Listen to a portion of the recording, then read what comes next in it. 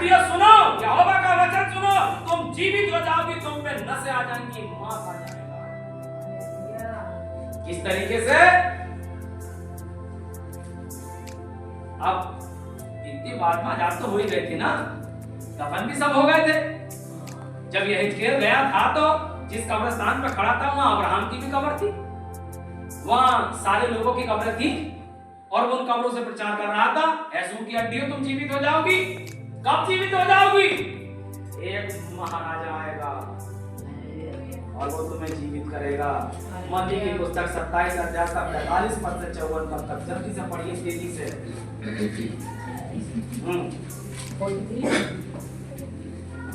उसने परमेश्वर पर भरोसा रखा है। मत्ती की पुस्तक 27 अध्याय 45 पद से 54 पद तक पढ़िए जल्दी से। दोपहर से लेकर तीसरे पहर तक, दोपहर से लेकर तीसरे पहर तक उस सारे देश में अंधेरा छाया उस रहा। सारे देश में अंधेरा छाया रहा। तीसरे पहर के निकट यीशु ने बड़े शब्द से पुकार कर कहा, तीसरे पहर यीशु ने बड़े शब्द से पुकार कर कहा, एली एली लमा एली एली लमा सबक्तनी, शबक्तनी, अर्थात हे मेरे परमेश्वर, अर्थात हे मेरे परमेश्वर, हे मेरे परमेश्वर, हे मेरे परमेश्वर, तूने मुझे क्यों छोड़ा? तूने मुझे क्यों छोड़ा? आगे पढ़िए। जो वहां खड़े थे, जो वहां खड़े थे उनमें से कितनों ने ये सुनकर कहा, हाँ, वे तो एलिया को पुकार। अरे भाई वो एलिया को पुकार रहा है, एली एली कह रहा है, वो एलिया को पुकार रहा है। हाँ, उनमें से एक तुरंत दौड़ा दौड़ा और स्पंज लेकर सिरके में डुबोया, सिरके में डुबोया, सरकंडे पर रखकर उसे चुसाया चुसाया, और उन्हें कहा, रह जाओ। अरे भाई रह जाओ, देखें एलिया उसे बचाना आता है उसे कि नहीं? बचाने आता है कि नहीं। नहीं? अब उन्हें क्या पता था जिसे मार रहे थे वो क्या करने जा रहा था। जैसे कहा एली एली लमा शबक्तनी, सीधे अधोलोक में प्रचार करने के लिए चला गया। बॉडी के साथ तो वो कर ही रहे थे, लेकिन वो तो अंदर प्रचार कर रहा है।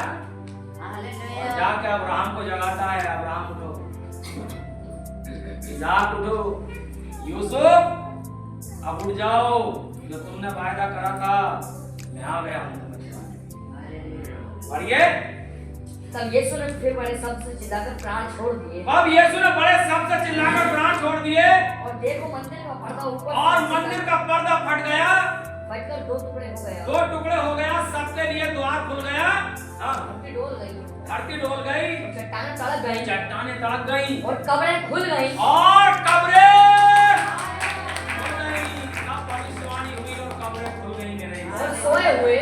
और कब्रें कैसे खुली? कब्रें खुल गई, हड्डियां ज्वाइंट जुड़ गए, नसें आ गई, मांस आ गया, चमड़े से ढक दिया, और अब्राहम उठकर खड़े हो जाते हैं। आप उस इतने बड़े परमेश्वर को खाली दुष्ट आत्मा से देखते हैं कि इसे ठीक होगा या नहीं होगा? आप कैंसर से डर जाते हैं? कैंसर से? कैंसर का लेटर डॉक्टर लिख के दे दे और आ जाइए यहाँ 40 दिन के रोजों में, और पानी रख लीजिए और खाना मंगवा ली, वैसे भी तो मर जाना ही है। अच्छा, मर जाने का कैंसर का मतलब क्या है? 40 दिन के लिए आ तो जाइए जरा, पानी की बोतल लेकर के और लग जाइए प्रार्थना में। मेरे हिसाब से जॉनी लीवर के बच्चे के तरह आपकी रिपोर्ट भी वेरीफाई हो जाएगी, इसे कैंसर अब है ही नहीं। हालेलुया। हालेलुया। हमारी प्रार्थनाओं का तौर और तरीका, हमारी क्या प्रार्थना है?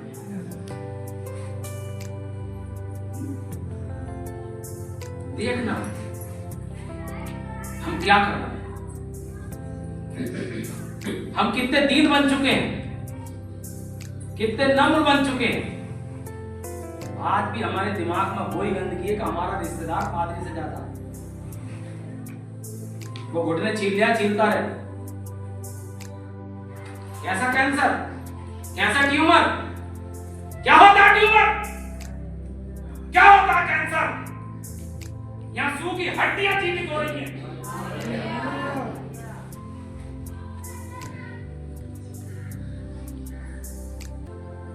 हालेलुया। और ये आगे लिखा, क्या लिखा है? और सोए हुए पवित्र लोगों के और सोए हुए पवित्र लोग के बहुत से सब जीव जी उठे और ऐसे ही जी नहीं उठे। प्रमाण लिखा है, पढ़ो क्या प्रमाण है। और उसके जी उठने के बाद वे कब्रों में से निकलकर पवित्र नगर में गए और बहुतों को दिखाई दिए। ऐसा प्रमाण नहीं है नहीं दिखाई दिए। कब जिंदा हुए? जब यीशु मसीह ने कहा एली एली लमा शबक्तनी, कहते ही पर्दा फट गया, कब्रें खुल गई, अभी तो लोग जी उठे, दिखाई दिए, लेकिन यीशु मसीह जिंदा नहीं हुए। बड़ी आश्चर्य की बात है। यीशु मसीह 3 दिन के बाद प्रचार करके अंदर और आता है।